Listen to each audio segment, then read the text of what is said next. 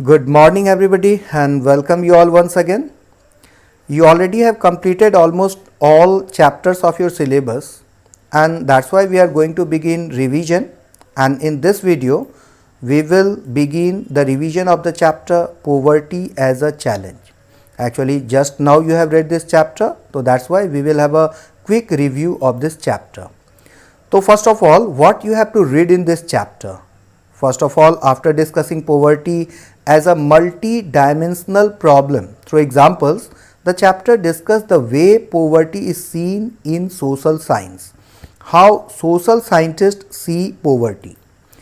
After that, poverty trends in India and the world are illustrated through the concept of the poverty line. If we would like to demarcate poverty, then some measuring criteria should be there, and to measure the intensity of poverty, poverty line is being derived. So actually what is poverty line, how poverty line is determined, so that we are going to discuss after that.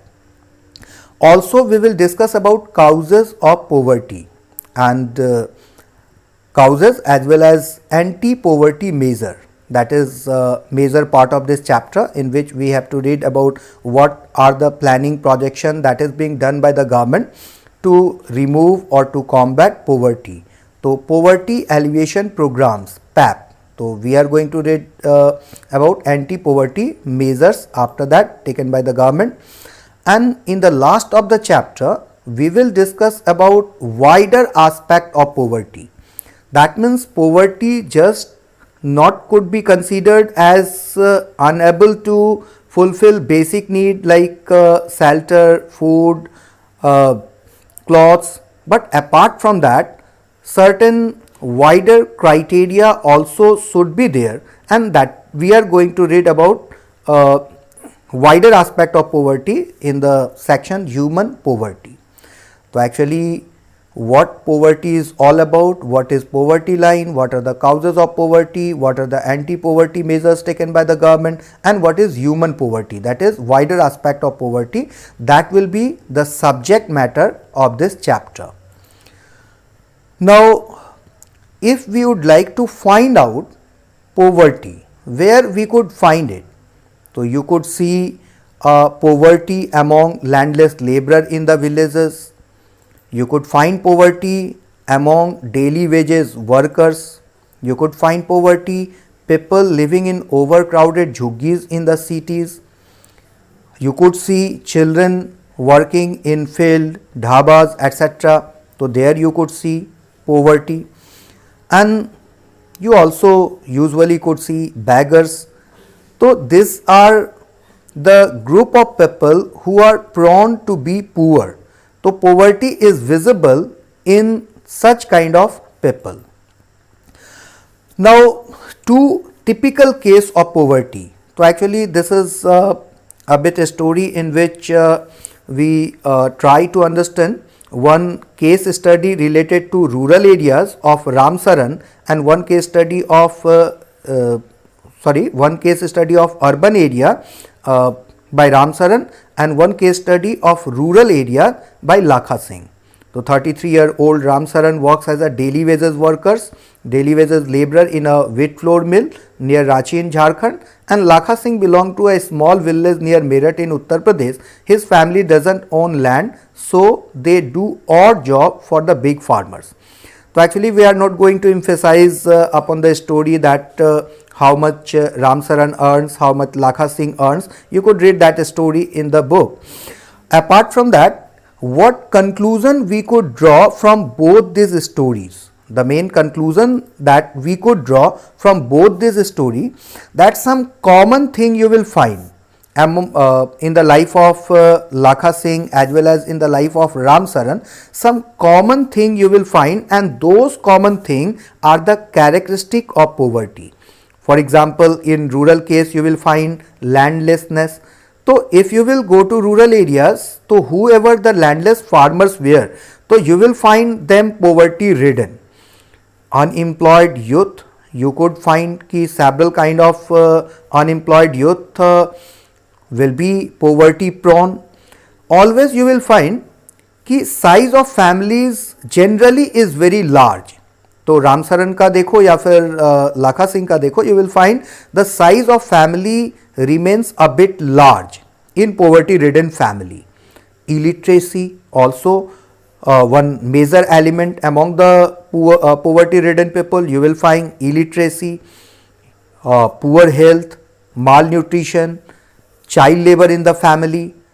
For example, you could see कि children of both Lakha and Saran Singh were compelled to work instead of going to school and taking education. That's why illiteracy prevailed. They could not manage to provide them better medical help or nutritional food. So that's why in such poverty-ridden family, you will find malnutrition, poor health, and overall helplessness. Almost in all poverty-ridden families, you will find helplessness in several circumstances, whether it is some ceremony, whether it is some medical problem, whether it is in various situation or even in day to day situation, they struggle even for food, shelter and cloth. So that means you will find helplessness among all the poor people. So actually these are the common characteristics that we could derive from both the case study of Ramsaran and Lakha Singh. So what poverty means? What is poverty? Poverty means hunger and lack of shelter. Poverty means a situation in which parents are not able to send their children to school.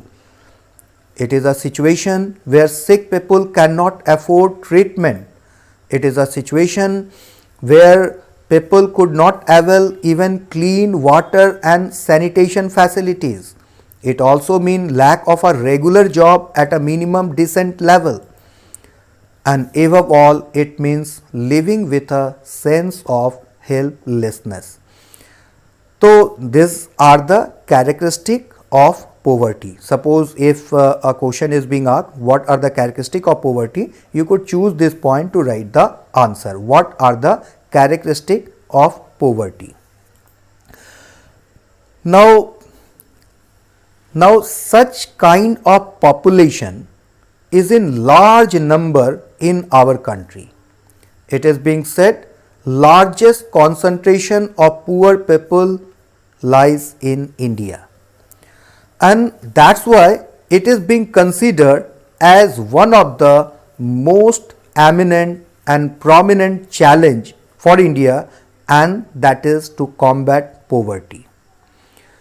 So one of the biggest challenge of independent India has been to bring millions of its people out of abject poverty. Now emphasize upon this term. What we are saying, abject poverty. Still so many people in India lives under this abject poverty. Abject poverty, that means they could not even avail food, shelter and cloth. So such kind of poverty could be considered as abject poverty. Later on we will discuss poverty could be classified into two parts. One is relative poverty and one is absolute poverty. Later on we will discuss one is absolute poverty and one is relative poverty. So what it is? Here we are talking about abject poverty, that means absolute poverty. And that's why Mahatma Gandhi used to say poverty is the worst form of violence. And he also used to say India would be truly independent only when the poorest of its people become free of human suffering. So true meaning of independence we could understand only when no people go to their bed without having a square meal. So Gandhi ji was sensitive and was well aware about poverty ridden country, and that's why he emphasized so many times, he emphasized upon how it is important to combat poverty. Now one important thing, since poverty has many facets, multi-dimensional problem, social scientists look at it through a variety of indicators. So how poverty is seen by social scientists?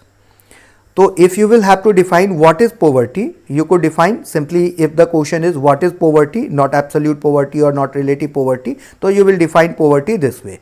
Poverty is a state or condition Poverty is a state or condition in which a person or community lacks the financial resources and essentials for a minimum standard of living. Poverty means that the income level from employment is so low that basic human need can't be met. And suppose that absolute poverty is being asked, then you could write that such a condition in which people could not even avail the basic needs that is needed for survival, like food, shelter and cloth. So that is called absolute poverty. If you will be asked what is absolute poverty, then you could write कि absolute poverty is a condition where people could not avail even the things that is needed for survival, such as food, shelter and cloth. That is called absolute poverty. Simply, what is poverty? So poverty is a state or condition in which a person or community lacks the financial resources and essential for a minimum standard of living. Poverty means that the income level from employment is so low that basic human need can't be met. Now this basic human need differ from country to country. For example, you could say buying a car is luxury in India, but not buying a car is poverty in USA. So means the definition of poverty also will change with time and place, because economic condition of each and every country and economic condition of one country at each and every time changes. So that's why the definition of poverty also will change with the time and with the place. Now what are the indicators through which poverty is seen by the social scientist? So first of all, social exclusion. This is one of the tools or indicator through which social scientists see poverty. So according to this concept, poverty must be seen in terms of the poor having to live only in poor surrounding with other people, excluding from enjoying social equality of better of people in better surrounding. So generally you would have seen कि concentration of poverty, especially in urban area, you will find poverty is concentrated. Especially in urban area, you will find such kind of slums where concentration of poverty could be seen. So this is an example of social exclusion that basically could be seen in the urban area, where a particular group of well-to-do people reside at one particular place, whereas poverty-ridden people were concentrated in jhoggies or slums. Now the second indicator, it is vulnerability. It is vulnerability. That means who are prone to be poor. Suppose that some people are poor nowadays and the chances is that in the near future also they will remain poor, then they could be considered as vulnerable to poverty. So suppose if the question is what is vulnerability to poverty?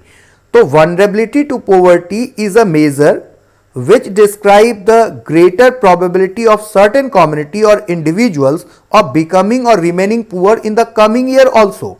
That means they are poor and the chances is that they will remain poor in the near future. Then such group is considered as vulnerable group. Now who are vulnerable? Which kind of economic group are vulnerable to poverty and which kind of social group are vulnerable to poverty? We will discuss about that, but before that, what are the tools to measure vulnerability? What are the tools to measure vulnerability?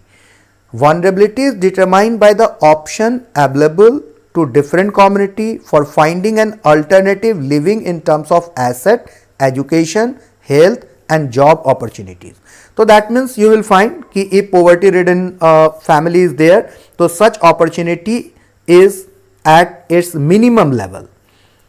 For example, education, health, job. So such kind of opportunity is very less among the poverty ridden family in comparison with the well-to-do family.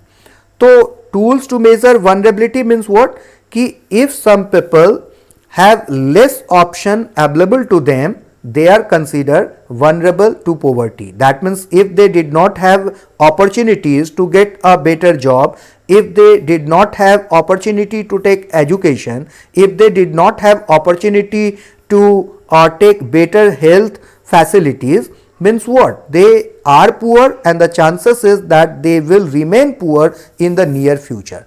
So option available to different communities. If it is less, then they are more vulnerable to poverty. Now one thing also, कि if certain earthquake, drought, tsunami, such kind of natural disaster occur, who are prone to be affected more, poverty ridden families, so they are more vulnerable. So during the natural disaster, if some community or some group or some families or some people are most prone to be affected, they are termed as vulnerable to poverty. So further it is analyzed on the basis of the greater risk. Who has greater risk to be affected during natural disaster? So such family are termed as, such family, such group, such community are termed as vulnerable to poverty. Now additional analysis is made of their social and economic ability to handle this risk. So social or economic ability to handle risk, it is also less in poverty ridden family. So these are the tools to measure vulnerability to poverty. Now which kind of social group and which kind of economic group are vulnerable to poverty? Some social group are vulnerable to poverty and some economic groups are vulnerable to poverty. So this is one of the important questions generally asked in the examination, कि which are the social group that are vulnerable to poverty and which are the economic group that is vulnerable to poverty. So let's see, scheduled tribe. Among scheduled tribe, 45.3% people lives below poverty level. Among scheduled tribes, almost half of the people lives in a condition of absolute poverty. Among scheduled caste, it is 31.5%. Average Indian ratio is 21.9. Among agriculture laborers, 39.8. Among casual laborers, 32.9. So actually, if you will try to find conclusion from this chart, so you could say among scheduled tribe, scheduled caste, from average Indian it is much high, that means they are vulnerable to poverty. These are the social group vulnerable to poverty, whereas agriculture laborer, casual laborer, poverty also is very high among them. So they are economic group vulnerable to poverty. Now social group, you could write suppose one important question, which are the social group vulnerable to poverty and which are the economic group vulnerable to poverty. So in social group you could write scheduled caste, scheduled tribe, women, age old, children, handicap. These are the social group prone to be poor. These are the social group prone to be poor. Whereas in economic group you will find daily wages worker, rickshaw puller, casual workers, landless laborers, beggars, vendors. So these are prone to be poor in near future also. That means they are considered as vulnerable economic group. So this is one of the important question. That's why I am repeating sometime, कि which are the social group and which are the economic group vulnerable to poverty. So what is vulnerability to poverty? That is also important question. What is vulnerability to poverty? So suppose nowadays some people are poor and the chances is that in the near future also they will remain poor. So this is called vulnerability to poverty. Now poverty line. Suppose that if we would like to measure intensity of poverty, how it could be measured? So some measuring criteria should be there. So it is not so that nowadays we are trying to find out how poverty could be measured. Since from early days it was tried to measure poverty. So we will discuss about poverty line, but before that we should know, first of all, in India, Dadabhai Naoroji through his book Poverty and Un-British Rule in India, made the earliest estimation of poverty line. And according to him, rupees 16 to rupees 35 per capita per year was considered as if a person earns less than that, then the person is considered as poor or living below poverty line. So this rupees 16 and 35, from where he derived this rupees 16 to 35? So actually it was derived, it is termed as jail cost theory. According to Dadabhai Naoroji, if a person is living in a jail, तो jail में कैदियों को किस स्तर पे रखा जाता है? मिनिमम सबसिस्टेंस लेवल पे. वहाँ ऐसो आराम से तो रखा नहीं जाता उनको, मिनिमम सबसिस्टेंस लेवल पे उनको रखा जाता है. तो एक कैदी को जेल में रखने के लिए जो खर्च आता है, तो उस खर्च से भी कम अगर किसी का इनकम हो, तो अकॉर्डिंग टू नारोजी का जो जेल कॉस्ट थ्योरी था, उसके अनुसार ही और she should be considered below poverty line. तो that is term as jail cost theory. In 1938, National Planning Committee also tried to demarcate poverty line, and it was ranging from 15 to 20 per capita per month, was also based on minimum standard of living. Apart from that, the Bombay Plan 1944, and one of the most important Tendulkar committee 2009, आज जो poverty line हम लोग measure करते हैं इसी committee के report के आधार पे, आज जो पॉवर्टी लाइन हम लोग मेज़र करते हैं, तो it is based upon Tendulkar committee 2009. और ऑल्सो इसके पहले रंगराजन कमिटी के भी जो रिपोर्ट थे, that was also utilize before that.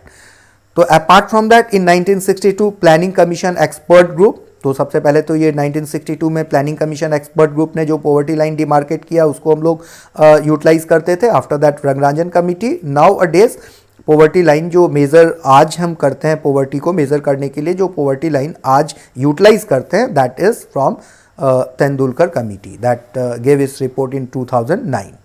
तो as per the methodology of the Suresh Tendulkar, the committee report the population below the poverty line in India was 354 million.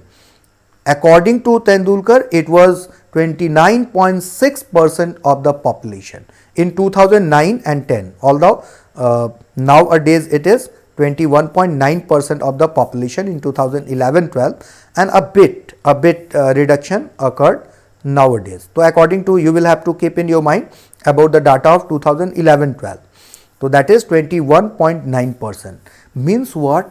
Ki even nowadays, out of 100 people, 22 people go to their bed without having a square meal.